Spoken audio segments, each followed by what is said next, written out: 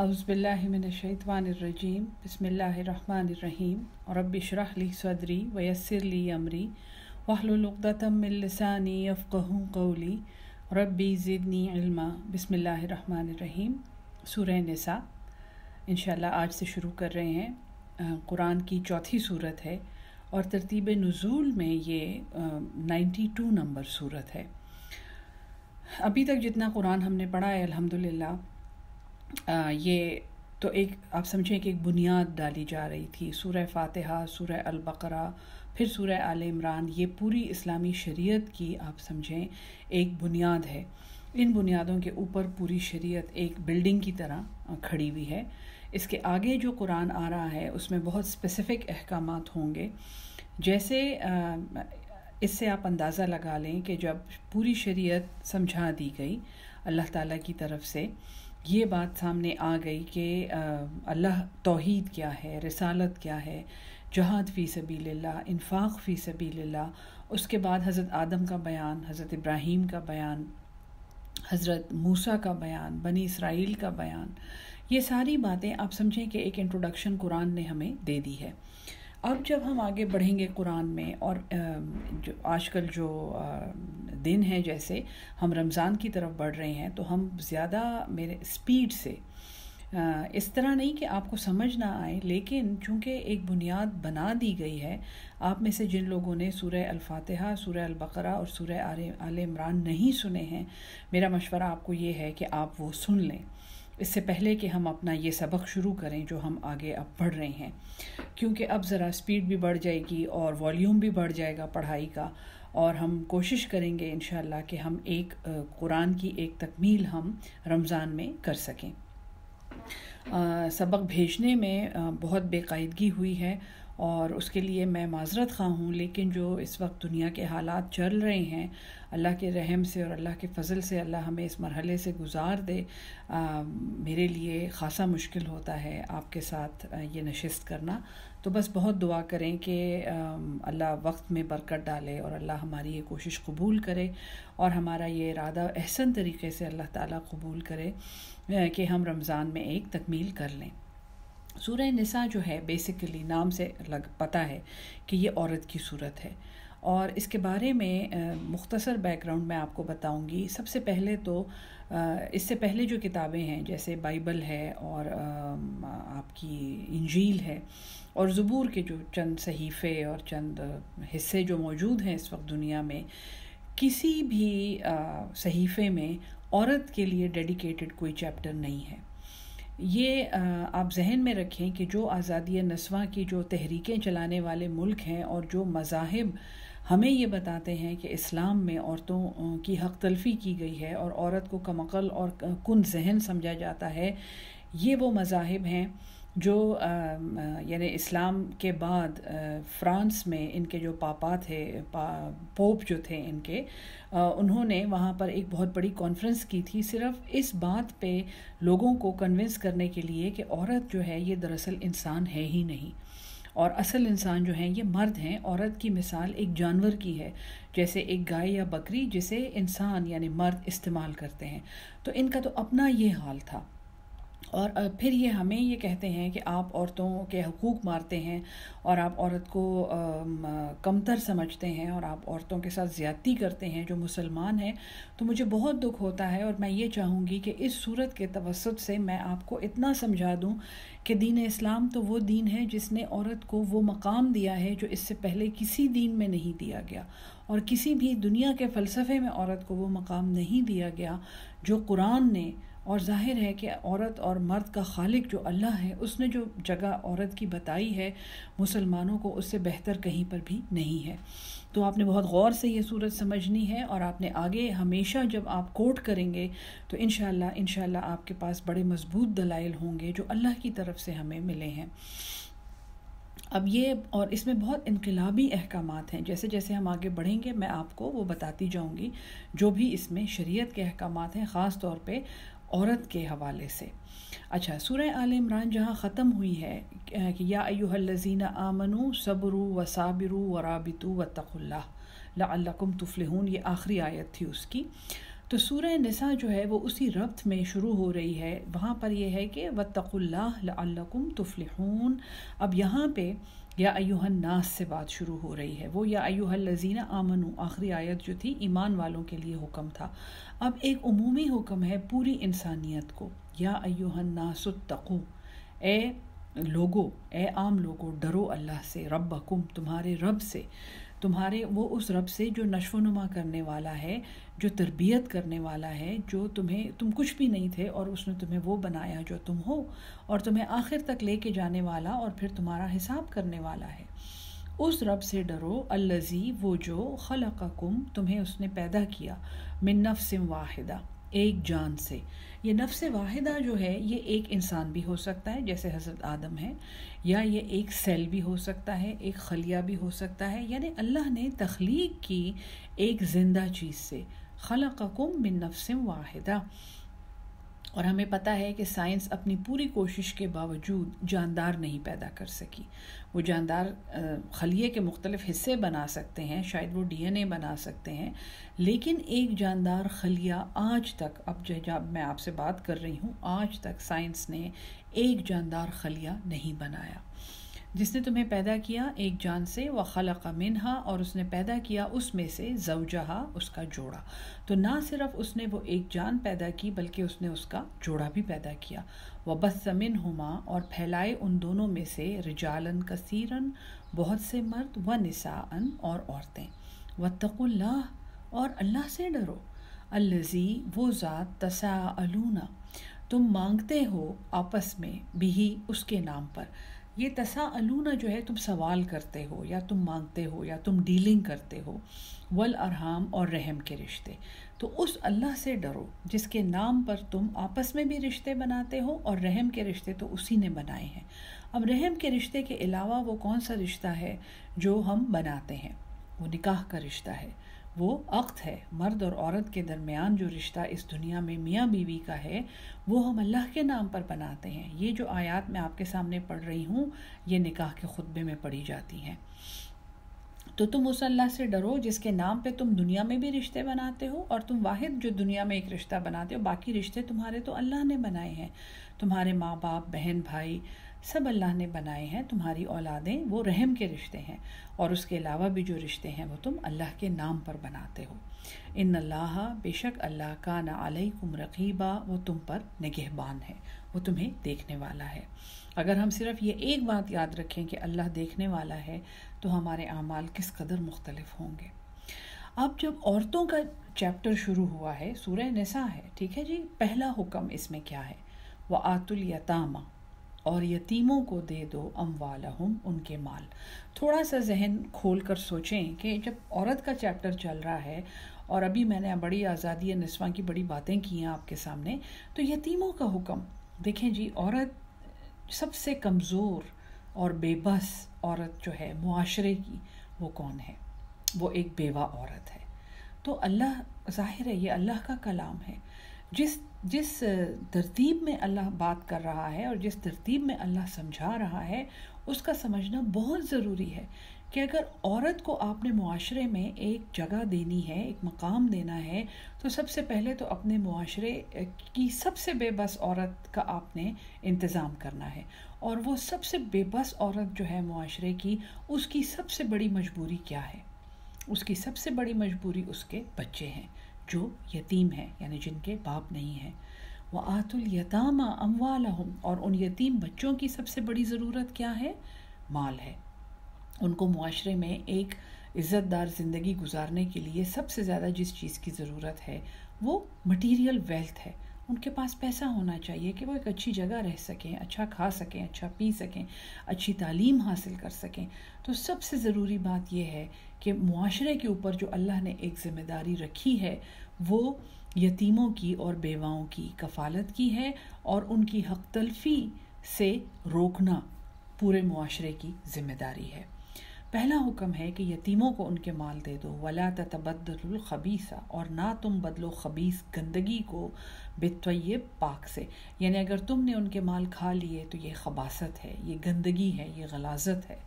ولا تأکلوا اموالہم، اور نہ کھاؤ ان کے مال الی اموالکم، اپنے مال کے ساتھ ملا کر، انہو کانا، بے شک یہ ہے، حوبن، ایک گناہ، کبیرہ، گناہ کبیرہ۔ قرآن میں کبیرہ گناہوں کی باقاعدہ پوری لسٹ ہے۔ جو لوگ یہ کہتے ہیں کہ قرآن میں گناہ کبیرہ کا بیان نہیں ہے، ان کو سورہ نساء کی آیت نمبر 2 دلیل آ گئی آپ کے پاس، آرام سے کہیں دیکھیں اللہ کہہ رہا ہے کہ یہ یتیم کا مال کھانا جو ہے وہ گناہ کبیرہ ہے۔ وَإِنْ خِفْتُمْ، دوسرا بڑا حکم، اگر تم ڈرتے ہو، اللہ تقسطوا، یہ کہ تم انصاف نہیں کر سکو گے، فی الیتامیٰ، یتیموں میں، فانکحوا، پس نکاح کر لو، ما طاب لکم، جو تمہیں پسند ہوں، من النساء، عورتوں میں سے۔ یہ جی اسلام میں دوسری، تیسری اور چوتھی شادی کی اجازت جس آیت میں ہے، یہ وہ آیت ہے، سورہ نساء آیت نمبر 3۔ انتہائی اہم آیت ہے، انتہائی نہ سمجھی جانے والی آیت ہے، اور انتہائی پارشلی کوٹ کی جانے والی آیت ہے، جس کو پورا نہیں کوٹ کیا جاتا تاکہ پورا حکم کسی کو نہ سمجھ آئے۔ ہاں، مردوں کو 4 شادیوں کی اجازت ہے، یہ ہم سب کو پتہ ہے، ٹھیک ہے جی۔ پہلا اصول جو میں نے قرآن کا آپ کو پڑھایا تھا قرآن کو سمجھنے کا، وہ یہ ہے کہ کبھی کوئی آیت اکیلی نہیں اٹھانی، کبھی کوئی آیت اکیلی نہیں اٹھانی، اور اس سے زیادہ بری بات تو یہ ہے کہ آیت کا ایک حصہ اٹھا لیں اور باقی آیت کو ریجیکٹ کر دیں، یا باقی آیت چھپا جائیں۔ یہ تو کتمان حق ہے، اللہ کی بات کو چھپانا ہے۔ آیت شروع کہاں سے ہوئی ہے؟ یتیموں کے حقوق سے، ٹھیک ہے۔ آیت سے پہلے جو آیت ہے میں نے آپ کو بتایا ہے نا، بیواؤں اور یتیموں کے حقوق ہیں۔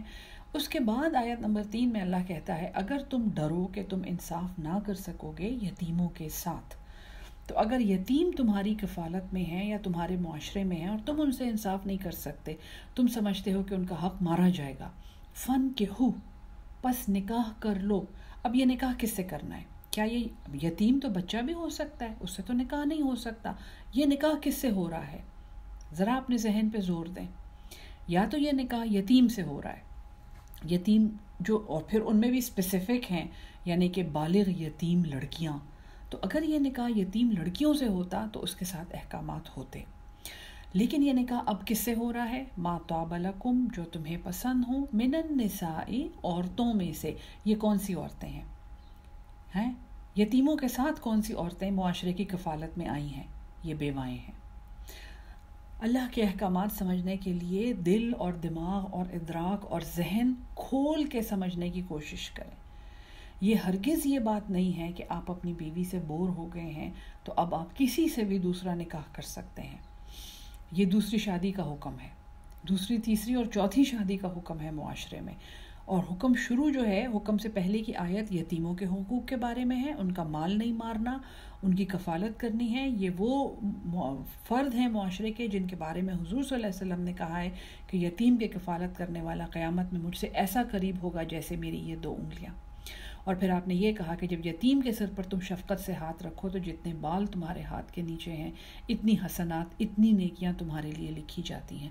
تو بڑے غور سے سننے والے احکامات ہیں یہ۔ اچھا جی، تو اگر یتیموں سے تم انصاف نہیں کر سکتے تمہارے معاشرے میں، تو تم ان عورتوں سے نکاح کر لو۔ اب یہ یتیم عورتیں بھی ہو سکتی ہیں، لیکن یہ بات جو ہے یہ بیواؤں کے لیے ہے۔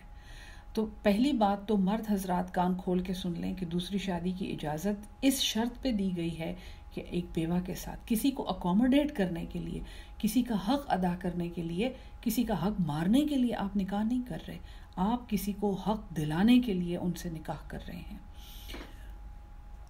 تو مثنیٰ 2-2 و ثلاثہ اور 3-3 و رباع اور 4-4۔ اب پوری آیت سنیں، ابھی آیت ختم نہیں ہوئی ہے، آگے اللہ کیا کہتا ہے؟ فَإِنْ خِفْتُمْ، پس اگر تمہیں ڈر ہو، اگر تمہیں خوف ہو، اللہ تعدلوا، اب اوپر جو آیا تھا نا تقسطوا، کہ تم انصاف نہ، قسط جو ہے ہر کسی کو اس کا حصہ دینا ہے، تعدلوا، عدل آ گیا۔ اب عدل اور انصاف میں کیا فرق ہے؟ انصاف کا مطلب ہے ہر کسی کو اس کا حصہ دے دینا، عدل کا مطلب ہے ہر کسی کو برابر حصہ دینا، بڑا فرق ہے ان میں، ٹھیک ہے جی۔ یہاں پہ تعدلو آیا ہے، اب اگر 2 بیویوں کی بات ہو رہی ہے، 2 3 4 بیویوں کی، تو ان میں تم عدل کا برتاؤ کرو گے، ان کو برابر حقوق دے دو گے، ایک جیسی رہنے کی جگہ، ایک جیسا کھانا پینا، ایک جیسا اوڑھنا پہننا، ایک جیسا بچوں کے حقوق، ایک جیسی وراثت، تب تم کر لو دوسری شادی۔ ہاں اگر تم یہ برابری نہیں کر سکتے، آگے حکم سنیں، فواحدتن، تو پھر ایک ہی ہے۔ میں نے آپ کو کہا تھا نا حکم ہے، یہ نص کا حکم ہے قرآن میں، اس کے بارے میں احادیث اور شریعت نہ ٹٹولیں، اس کے بارے میں اماموں کے احکامات نہ دیکھیں، یہ قرآن کا حکم ہے، یہ نص کا حکم ہے۔ فواحدتن، پس ایک ہی ہے۔ او ما ملکت ایمانکم، یا وہ لونڈیاں ہیں جن کے جو اب معاشرے میں نہیں پائی جاتی لیکن اس وقت ہوتی تھیں۔ سمجھ آئیے آپ کو، یہ دوسری شادی کا حکم ہے سورہ نساء میں۔ ذالک ادنا، یہ زیادہ قریب ہے، اللہ تعولو، کہ کہیں تم جھک نہ پڑو، گناہ کی طرف نہ جھک پڑو، ایک ہی عورت کی طرف نہ جھک پڑو، بے انصاف نہ بن جاؤ، اللہ کی نافرمانی میں تم گر نہ جاؤ۔ تعولو وآتوا النساء، اگلا حکم، یتیموں کا حکم ہو گیا، بیواؤں کا حکم ہو گیا، دوسری شادی کا حکم ہو گیا۔ دوسری شادی کب کر سکتے ہیں اور کب نہیں کر سکتے، یہ احکامات ہو گئے، صاف ہو گئے۔ کسی کا کوئی سوال ہے مجھ سے لکھ کے پوچھ لے، میں نے آپ کو بتایا ہے، سپیڈ ذرا زیادہ ہوگی یہاں پہ۔ اگلا حکم، وآتوا النساء، اور دے دو عورتوں کو، صدقاتہن، صدقات، یہ صدقہ نہیں ہے، عورت کو صدقہ نہیں دے رہے ہیں، صدقات جو ہیں عربی میں مہر کو صداق کہتے ہیں۔ صداق وہ رقم ہے جو مرد اپنی بیوی کو نکاح کے بدلے میں ادا کرتا ہے، اور یہ صداق اس کو اس لیے کہتے ہیں کہ یہ اس رشتے کو مٹیریل ٹرمز میں سچا کر دیتا ہے، چونکہ نکاح ایک کانٹریکٹ ہے، اور جب آپ کانٹریکٹ کرتے ہیں، جب آپ ایک قانونی دستاویز کسی کے ساتھ کرتے ہیں تو اس کی قیمت ہوتی ہے، وہ قیمت جو ہے وہ صداق ہے۔ وآتوا النساء صدقاتہن، یہ قرآن کا حکم ہے، اس میں دوبارہ آپ کو کہہ رہی ہوں، شرعی حق مہر اور حدیثیں اور اماموں کے احکامات نہ ٹٹولیں۔ میں ہرگز یہ نہیں کہہ رہی کہ ہم حدیث کا ریفرنس نہ دیں، لیکن جہاں پہ قرآن کا ریفرنس موجود ہے اسی کو برتری حاصل ہے۔ دے دو عورتوں کو صدقاتہن، ان کے مہر، نحلتن، خوشی خوشی، نہ تم تیوری چڑھاؤ، نہ تم لڑو جھگڑو، نہ تم وکیل لاؤ، نہ تم وہاں پر بیٹھ کر محفلوں میں بےزتی کرو لڑکیوں کے گھر والوں کی اگر وہ تم سے مہر مانگیں۔ مہر نہیں دے سکتے ہو تو نکاح نہ کرو، ہاں مہر دے سکتے ہو، خوشی خوشی تم نے وہ قیمت دینی ہے، اور وہ قیمت جو ہے وہ لڑکی والوں نے ہی لگانی ہے، وہ بھی زیادتی نہ کریں لیکن وہ انہوں نے لگانی ہے۔ اب اگلا حکم، کیونکہ اللہ تعالیٰ نے جب یہ حکم دیا ہے تو اس کے ساتھ ہی چونکہ اللہ نے انسان کو بنایا ہے، اللہ کو پتہ ہے یہ انسان کیا چالیں چلے گا۔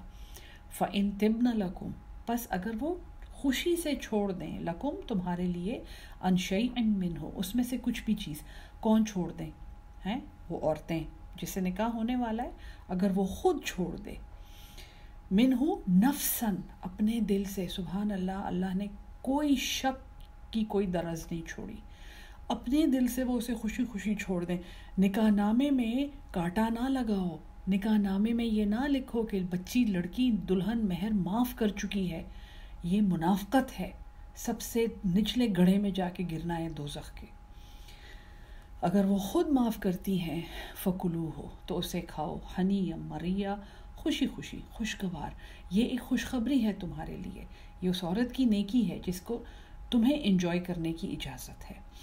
بچی کو 5 لاکھ روپے اگر مہر میں لکھا ہے تو بچی کو 5 لاکھ روپے ہاتھ پہ رکھنے ہیں، اور پھر کہنا ہے بیٹا آپ اپنی مرضی سے اس میں جو معاف کرنا چاہتی ہیں کر دیں۔ میرے خیال میں ان بچیوں میں سے اور ہماری سب بچیوں میں سے کسی کے بغیر دیکھے 5 لاکھ معاف کرنا اور 5 لاکھ روپے اپنی ہتھیلی میں رکھے ہوئے دیکھ کر معاف کرنا بہت بڑا فرق ہے۔ اچھی طرح سارے احکامات سمجھ لیں، اللہ تعالیٰ سب کے بچوں کو ہمارے ساتھ قرآن پہ عمل کرنے والا اور ایک سچی زندگی اور ایک مومن کی زندگی گزارنے کی توفیق عطا کرے۔ وَلَا تُؤْتُوا السُّفَهَاءَ، ہاں اب مال دینے کی بات تو ہو گئی ہے، اگلا حکم، وَلَا تُؤْتُوا السُّفَهَاءَ، اور نہ تم دو سفیہوں کو، بے عقلوں کو، بے وقوفوں کو، اموالکم، تمہارے مال، التی، وہ مال، جعل اللہ، جن کو بنایا ہے اللہ نے، لکم قیاماً، تمہارے لیے ایک سہارا، ایک قائم رہنے کا ذریعہ، ورزقوہم، اور انہیں کھلاتے رہو، فیہا، اس میں سے، وکسوہم، اور انہیں پہناتے رہو، وقولوا لہم، اور کہو ان کے لیے، قولا معروفا، ایک معقول بات۔ حقوق کیا ہیں؟ چاہے ان کے ہاتھ پہ مال رکھو یا نہ رکھو، بے وقوف ہیں یا عقلمند ہیں یا انٹیلیجنٹ ہیں یا نالائق ہیں یا لائق ہیں، کھلانا ہے، پلانا ہے، ان کو لباس پہنانا ہے اور ان سے معقول بات کرنی ہے، اچھی بات. یہ حقوق کہیں پہ نہیں جاتے، یہ نہیں جا سکتے کہیں. ہاں ان کو ان کے مال دینے ہیں، ان عورتوں کو، ان یتیموں کو، ان بیواؤں کو، اپنی بیویوں کو. جب تم مال دو، ہاں مال کے بارے میں احکامات چل رہے ہیں نا، تو میک شور کہ وہ بے وقوفی سے نہ اڑائیں اسے. وابتلوا الیتامی، اور آزماتے رہو یتیموں کو. تو اس کا مطلب ہے، دیکھیں قرآن کی ترتیب آپ سمجھ رہے ہیں نا. اس سے پہلے جو حکم گزرا ہے جہاں پہ ہے وَلَا تُؤْتُوا السُّفَهَاءَ، عمومی حکم ہے بے وقوفوں کو مال نہ دو. اب اسپیسیفک حکم ہے یتیم کے بارے میں، کیونکہ معاملہ بہت نازک ہے، معاملہ گناہ کبیرہ کا ہے. یتیم کی وراثت آپ کے کنٹرول میں ہے، آپ کے گھر میں آپ کی کفالت میں یتیم رہ رہا ہے. وابتلوا الیتامی، اور آزماتے رہو یتیموں کو، حتیٰ یہاں تک کہ اذا بلغوا النکاح، جب وہ نکاح کی عمر کو پہنچ جائیں، بالغ ہو جائیں. اب مال، یتیم کا مال جو ہے وہ اس کو دینا تو ہے، وہ تو اس کا مال ہے، وہ تو اس کی میراث ہے، اس کی وراثت ہے. ہاں یہ ہے کہ وہ بالغ ہو جائے. بچے کو دو، بچہ کیا کرے گا؟ ٹھیک ہے، بچے کی تو آپ نے کفالت کرنی ہے. فَإِنْ آنَسْتُمْ، پس جب تم پاؤ، فَإِنْ پس اگر، آنَسْتُمْ تم پاؤ ان میں، منہم ان میں، رشدن ایک صلاحیت، ایک ہدایت، ایک انٹیلیجنس، نیویگیشن کی کوالٹی کہ وہ اپنا راستہ خود نکال سکتے ہیں. فدفعوا، تو دفع کر دو، یعنی ان کے حوالے کر دو، الیہم ان کے، اموالہم ان کے مال. ولا تاکلوها، اور نہ کھاؤ وہ مال، اسرافن اسراف کرتے ہوئے، زیادتی کرتے ہوئے، جلدی جلدی، وبدارن اور جلد بازی میں، ان یکبروا یہ کہ کہیں وہ بڑے ہو جائیں. یہ بھی آپ نے دیکھا ہوگا نا کہ جو یتیم کی جو وراثت ہوتی ہے، جو شیئر ہوتا ہے، جو ان کا حصہ ہوتا ہے، جو ان کے حصے کے گھر میں کمرے ہوتے ہیں، وہ باقی فیملی جلدی جلدی بیچ کھانے کی فکر میں ہوتی ہے اس سے پہلے کہ بچے بڑے ہو جائیں. کیونکہ بیوہ بیچاری تو 1-2 سال اس کے وہ حواس باختہ ہوتی ہے، اسے کچھ نہیں سمجھ آتی. تو یہ بہت گناہ ہے یہاں پہ کہ اللہ کہہ رہا ہے کہ ضرورت سے زیادہ اور جلدی جلدی وہ مال نہ خرچ کرو، اس مال کے بارے میں محتاط رہو. وَمَنْ كَانَ غَنِيًّا، اور ہاں جو غنی ہے، فَلْيَسْتَعْفِفْ تو وہ تو بچتا رہے. جس کو کوئی ضرورت نہیں ہے اس مال کی، اس نے تو اس مال کو کہیں لاک کر کے رکھ دینا ہے اور وہ بچتا رہے. وَمَنْ كَانَ فَقِيرًا، اور جو خود حاجت مند ہو. ہاں اب کفالت میں یتیم آ گئے ہیں، لیکن کفیل جو ہے وہ خود غریب ہے.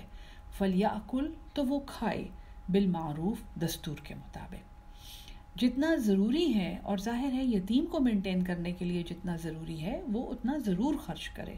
فَإِذَا دَفَعْتُمْ پس جب تم حوالے کرو، الیہم ان کی طرف، اموالہم ان کے مال، فَأَشْهِدُوا عَلَيْهِمْ تو گواہ بنا لو اس پر. وَكَفَى بِاللَّهِ حَسِيبًا اور کافی ہے اللہ حساب لینے والا. اب جی آیت نمبر 7 آ رہی ہے، اور یہ لینڈ مارک آیت ہے. میں نے آپ کو بتایا ہے نا، یہ اسلام سے پہلے کی بات میں نہیں کر رہی.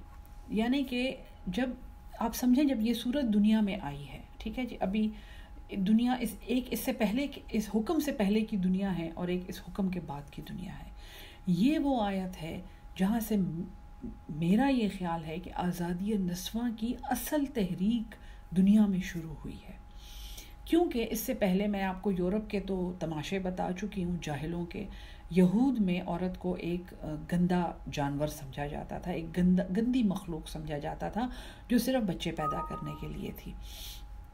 اس کے بعد اپنا یہ جو نصرانی ہیں ان کا تو میں نے آپ کو بتا دیا. ان کے پوپ صاحب جو ہیں، پاپائے روم جو تھے، وہ تو یہ سوچنے میں مصروف تھے کہ یہ کس اسپیشیز کا جانور ہے، کیونکہ مرد اسے استعمال کرتا ہے لیکن اس کو ظاہر ہے کھونٹے سے باندھنا ہے، اور یہ جو ہے تو کوئی حق تو اس کا ہے نہیں.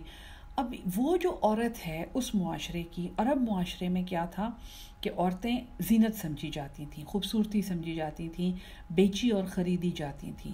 اسی طرح یورپ میں منڈیاں تھیں جہاں عورتیں بیچی اور خریدی جاتی تھیں. اور یہ قہبہ گری کا بزنس نہیں تھا، وہ عورتیں پروسٹیٹیوٹس نہیں ہوتی تھیں، وہ ایک ریوڑ، ایک مویشی کی طرح ٹریٹ کی جاتی تھیں. وہ بیچی جاتی تھی، خوبصورت ہوتی تھی، جوان ہوتی تھی تو زیادہ پیسے ملتے تھے، بوڑھی ہوتی تھی گھر کا کام ہی صرف کر سکتی تھی، تھوڑے ملتے تھے.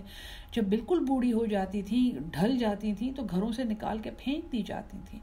پھر یہ تھا کہ جس گھر میں جوان اور خوبصورت بچی ہے اس کا باپ اپنے گھر پہ خود جھنڈا لگاتا تھا، جس کا مطلب ہوتا تھا کہ یہاں میری جوان اور خوبصورت بچی ہے اور قبیلے کے سرداروں کو یہ دعوت ہے کہ وہ یہاں آئیں اور میرے گھر میں اپنے نسب کا پودا لگائیں۔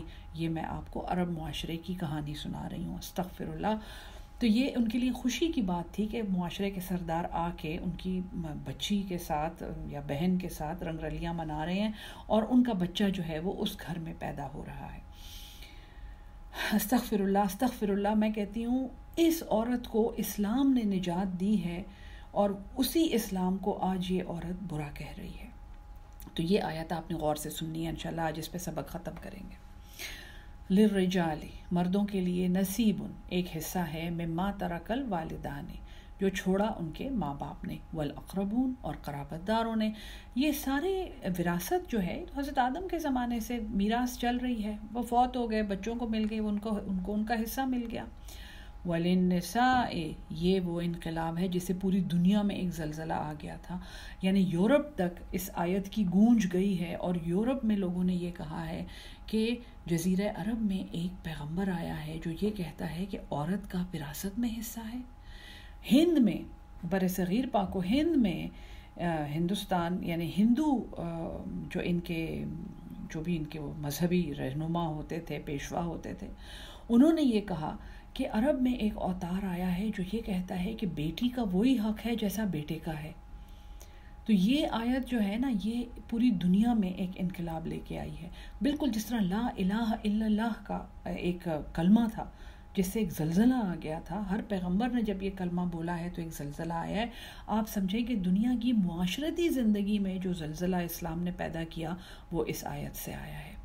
وَلِلنِّسَاءِ نَصِيبٌ مِّمَّا تَرَكَ الْوَالِدَانِ، اور عورتوں کے لیے بھی حصہ ہے اس میں جو چھوڑا ان کے ماں باپ نے، وَالْأَقْرَبُونَ، اور قرابت داروں نے، مِّمَّا، اس میں سے، قَلَّ مِنْهُ أَوْ كَثُرَ، چاہے وہ تھوڑا ہے یا زیادہ ہے۔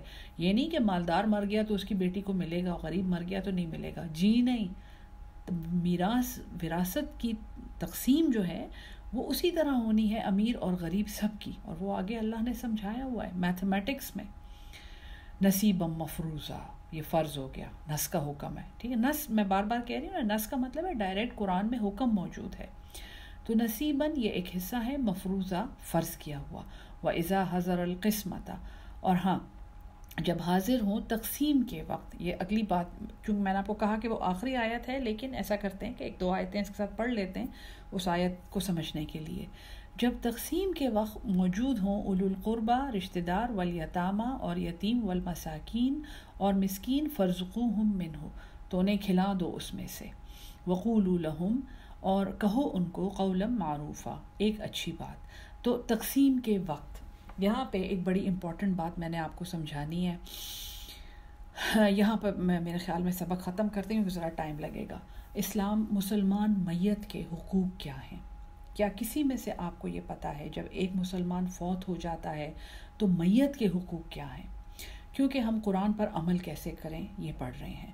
یہ آیت ہم نے بہت دفعہ پڑھی ہے کہ جب تقسیم کے وقت رشتہ دار اور یتیم موجود ہوں، کون سی تقسیم کے وقت؟ کبھی سوچا ہے آپ نے یہ کیا بات ہو رہی ہے؟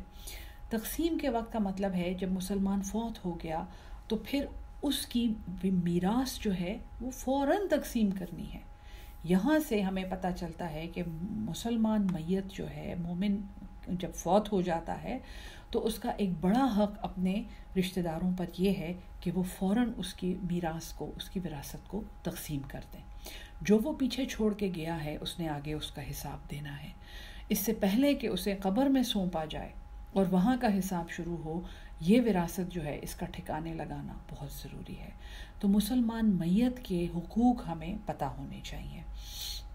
آگے بھی ڈیٹیل میں آئے گا، وہ بھی آئے گا، اس سے پہلے گزر چکا ہے جہاں پہ قرض کا بیان تھا وہاں پہ وصیت کا بیان تھا۔ یاد ہے آپ کو کہ جو یوسین بہا او دین، جو اس نے وصیت کی ہے یا جو وہ قرضہ چھوڑ کے گیا ہے۔ تو مسلمان میت کے حقوق جو ہیں، جیسے ہی کوئی فوت ہو، پلیز اپنے موبائل فون پہ جنازے کا ٹائم ڈسکس کرنے اور دیگوں کی تعداد ڈسکس کرنے کی بجائے سب کو جمع کریں، مسلمان میت کے حقوق ان کو پڑھائیں۔ پہلا حق ہے کہ اس میت نے کوئی وصیت کی ہے، اگر وصیت کی ہے تو وہ پوری کی جائے۔ دوسرا حق ہے پہلا حق ہے اس میت کا کسی پر کوئی قرضہ تھا یا کسی کا ان پہ کوئی قرضہ تھا، وہ قرضہ ختم کیا جائے۔ دوسرا ہے جب قرضہ ختم ہو جائے تو انہوں نے کوئی وصیت کی ہے، وہ وصیت پوری کی جائے، اور وصیت ناجائز نہیں ہونی چاہیے، وہ صرف 1/3 مال میں سے کی جا سکتی ہے، کسی نان وارث کے حق میں، وارث کے حق میں وصیت نہیں کی جا سکتی۔ اور فائنلی جو آخر میں جو بھی 2/3 مال جو رہ گیا ہے، اب وہ قانون وراثت کے مطابق تقسیم کر دیا جائے۔ یہ مسلمان میت کے حقوق ہیں اپنے پیاروں پر، اپنی اولاد پر، اپنے ماں باپ پر، جو اس وقت وہاں پر موجود ہیں۔ رونا دھونا، دکھ کرنا، چیخنا چلانا، اطلاع دینا، کھانے کا انتظام کرنا، سب کچھ ہوتا رہے گا، لیکن آپ نے پہلے میت کا حق ادا کرنا ہے۔ انشاءاللہ اگلی دفعہ اس سے زیادہ مزید ڈیٹیل میں پڑھیں گے، یہی احکامات ابھی چل رہے ہیں۔